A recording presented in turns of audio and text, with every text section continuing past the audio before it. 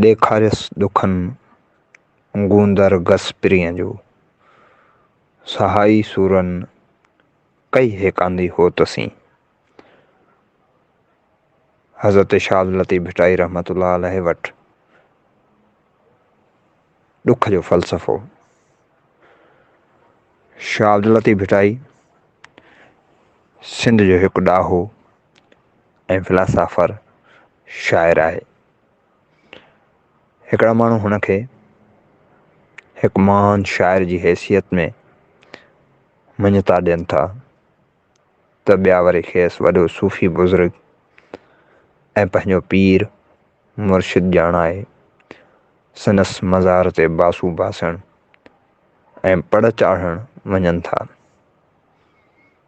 पर इहा ॻाल्हि मञियलु आहे त ॿिन्ही क़िस्म जे माण्हुनि खे शाह साईं जा केतिरा ई बेत बरज़बान यादि आहिनि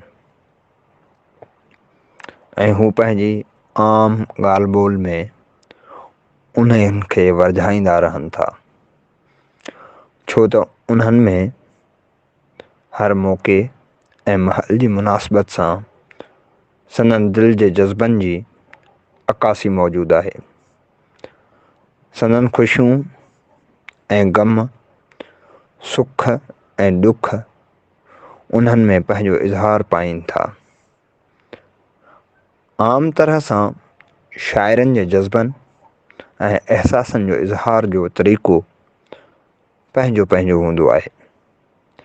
हर हिक जी मुहबत ऐं नफ़रत, ग़म ऐं ख़ुशी, सुख ऐं ॾुख, मेलाप ऐं विछोड़े जो इज़हार लाइ वर्ताव जुदा जुदा हूंदो आहे, जेको पोइ उन जो अंदाज़ या स्टाइल बणिजी वेंदो आहे। मिर्ज़ा ग़ालिब जो इश्क़ जो फ़लसफ़ो इक़बाल जे फ़लसफ़े खां यकीनन मुख़्तलिफ़ हूंदो।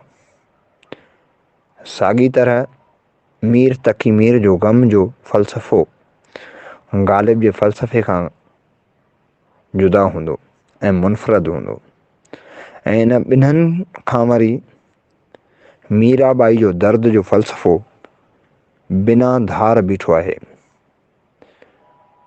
वरी असांजे सुहिणे लतीफ़ जो ॾुख जो फ़लसफ़ो सभिनी खां अलॻि ॾिसण में थो अचे, जेको सिंध जे माण्हुनि जे जुदा नफ़्सियात जी रोशनी में परखण जी ज़रूरत आहे। मूं कंहिं किताब में पढ़ियो हो त सिंधू माथिरी जे माण्हुनि जे रॻुनि में रत जे बदिरां यानी दर्द भरियल आहे ऐं संदसि हथनि जी लकीरुनि में क़िस्मत जे बदिरां फ़न ऐं फ़िक्र जी तारीख़ लिखियलु आहे।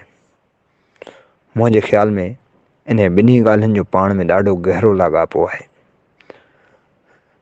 फ़न ऐं फ़िक्र जी तारीख़ बिना दर्द जे मुमकिन ई कान्हे। दुनिया में तख़लीक़ थियण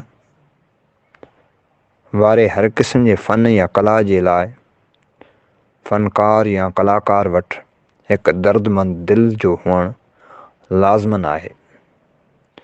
ऐं वरी जे अहिड़ो कलाकार ॾाहाप ऐं फ़िक्र वारो हुजे, पोइ त संदसि दर्द ॾुख ॿीणो थी वेंदो आहे, छो जो कलाकार ऐं ॾाहा फ़नकार ऐं मुफ़क्किर पंहिंजे समाज जा न रुॻो सुञाण बाशऊर फ़र्द हूंदा आहिनि, बल्कि हू रोशन ज़मीर ऐं निहायत हसास इंसान बि थींदा आहिनि। जेतिरो वधीक दिलि में दर्द हूंदो ओतिरो ई वॾो फ़नकार हूंदो, या ईअं बि चई सघूं था त जेतिरो वॾो फ़नकार हूंदो ओतिरो ई दर्दमंद दिलि हूंदुसि। हुन जे लाइ ग़म जी शिदत ई संदसि राह खे रोशन करे खेसि मंज़िल जो ॾसु ॾींदी आहे।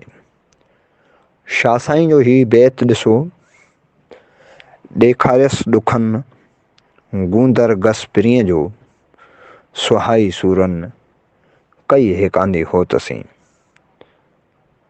ससुई खे पंहिंजे पिरिन जो गस संदसि ॾुखनि ॾेखारियो ऐं सूरनि जी सहाई या सोझरे वठी वञी होत सां हेकांदो कयुसि। प्रीतम महबूब या होत ससुई जो पुण्हो बि थी सघे थो त इश्क हुस्न ऐं हक़ जी मंज़िल बि थी सघे थी। ॿियनि लफ़्ज़नि में सत्यम शूम संद्रम जी हासिलात भी ईअं थी सघे थी। सच सूंह ऐं सिक जी राह में जेकॾहिं के ॾुख सहणा पवनि त उन्हनि खे घबराए वेहण को ठहे कोन थो। जेके सचा रहबर ऐं सूंह हूंदा आहिनि उन्हनि लाइ उन्हनि ॾुखनि जी लज़त वठण जो मज़ो ई पंहिंजो हूंदो आहे। कंहिं फारसी जे शाइर फरीदुद्दीन अत्तार चवे थो त कुफर काफ़र राय दीन दीनदार राय ज़रा दर्द दिल अत्तार राय। काफ़र वटि भले पंहिंजो कुफर हुजे, दीनदार वटि भले पंहिंजो दीन, पर अत्तार खे रुगो दिल जो दर्द जो ज़रो थो घुरिजे। साॻी रीति शाह लतीफ़ भी दर्द जी तलब थो करे। सूर म वञी जा सॼण जीअं सांग विया, पिरी पुॼाणा ऐं अव्हांसी ओरियां। सॼण त वियो हलियो त उन सां समूरा सांग भी हलिया विया, बाक़ी बचो वञी संदसि सूर ऐं संदसि यादि। सो उनखे ससुई जी ज़िबानी मिंथ थो करे त मूंखे पिरी पुॼाणा अकेले करे तूं भी न हलियो वञिजे। शाह साईं सूर जी साह बिना दर्द जी अज़ियत सहण बिना थींदड़ सुखनि खे क़बूल करण लाइ तयारु कोन्हे ऐं सुखनि जी असुल सूंह ऐं सुंदरता उन ॾुखनि खे थो मञे जेके सुख हासिल करण लाइ सठा विया हुजनि। लतीफ़ फरमायो, ॾुख सुखनि जी सूंह घोरिया सुख ॾुखनि रिय। ॾुख सुखनि जी सूंह घोरिया सुख ॾुखनि रिय, जिनी जी वरूंह सॼण आयो मां करे। केतिरा ई ॾुख सूर सहण खां पोइ महबूब या सॼण सां मेलाप जो सुख मिले थो त अहिड़नि ॾुखनि जो थोराइतो थियण त घुरिजे न। दरअसल वतन सां, सॼण सां या सच सां दर्द जो रिश्तो ई त असुल में उन्हनि सां मुहबत जी ज़मानत आहे, इश्क जी अलामत आहे ऐं उन्हनि जे ज़रिए ई पंहिंजे मक़सद खे माणणु मुमकिन थी सघंदो आहे। ऐं कंहिं बि क़ौम जे कलाकारनि ॾाहनि जी कला ॾाहप खे परखण लाइ इहो रिश्तो हिकु कसवटी थी सघे थो। शाह साहब हिकु दर्द आशना शाइर भी त हो। ॾाहप जी ॾिनल ॾुखनि जी ॼाण भी हुअसि ऐं आगाहीअ जो अज़ाब पिणु भोॻियो हुअईं। उन लाइ त लैला जे वाता चयो हुअईं, अला ॾाही मथियां ॾाहियूं ॾुख ॾिसनि, मूं सी मूं पिरिन भूराईअ में भाल कया। हिन बैत में ॾुख खां फरार कोन्हे, नई वरी को ॾाहो थियण ते पछताव आहे, बल्कि उन ॻाल्हि जो एतिराज़ आहे त ॾाहप ॾुख जो सबबु थिए थी। आगाही आज़ाब आहे, पर इहा हर कंहिंजे नसीब में कान हूंदी आहे। जिन में ॾुख बर्दाश्त करण जी सघ न हुजे उहे उन्हनि जी तलब ई न कनि। कबीर भगत चवे थो, जानत को दुख हुए अजानत को सुख राज, मोरख बेचारा क्या जाने जिन्हें पेट भरन सो काज। माना त ॼाणण खां पोइ ॾुख आहे, अणॼाणण खां कहिड़ो अहसासु। लाइल्मी माना अंदर जूं अखियूं पूरियल, पोइ माण्हू ॿियनि जो या ख़ुदि पंहिंजो दर्द कीअं महसूस कंदो। ज़िंदगी जो समूरो सफ़र सॼी वलोड़ ऐं ॻोल्हा सम्झ ऐं साञा खां पोइ जी आहे। इन करे ई त सम्झ वारा ऐं ॾाहा माण्हू वधीक भोॻींदा आहिनि। इहा भोॻना अहिड़ी नाहे जंहिंखां भॼिजे, छो त इहा हर कंहिंजे भाग कान हूंदी आहे। उन्हनि वटि त इहा आहे जो न को सिंधू सूर जो, न को सिंधू सिक, अदद नाहे इश्क, पुॼाणी पाण करे। भलारो भिटाई सूरनि खे रूमानवी ऐं जमालियाती अंदाज़ में थो ॾिसे, उन्हनि सां प्यार थो करे, छो त इहे पिरीअ सां मुलाक़ात जो ज़रियो बणिजनि था। दर्द जो सफ़र ई त विछोड़ जो अंत आणींदो आहे। सरचूं सूर पिरीअ जो सुञ में शामिल, सरचूं सूर पिरीअ जो सुञनि में शामिल, कोयहारो कामिल मूंखे ॾुख ॾेखारियो। या वरी भिटाई थो चए त साजन मेड़ियसि सूर, सुख न मेड़ियसि सुपरी।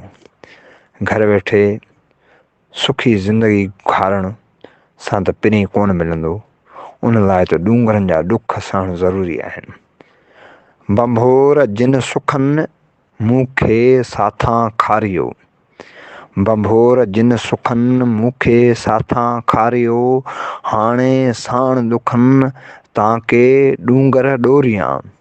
ऐं सच त किन माण्हुनि लाइ ॾुख वॾो सरमायो हूंदो आहे। जीअं लतीफ़ थो चए, किनी किनी माण्हूअ गूंदर वॾी विथ।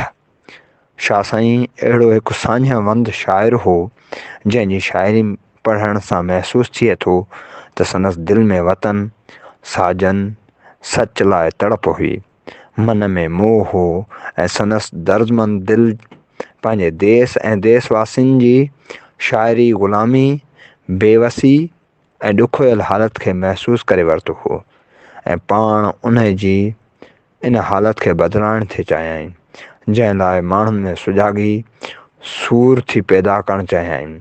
ऐं या ताईं थिए त संदनि दिलनि में पंहिंजे देश ऐं देशवासियुनि सां मुहबत करण लाइ साॻियो दर्द पैदा करणु ज़रूरी आहे। ऐं पोइ सभिनी दर्दमंदनि खे गॾिजी पंहिंजी हालात बदिलाइण लाइ सोचण ते उभारण वक़्त जी ज़रूरत हुई।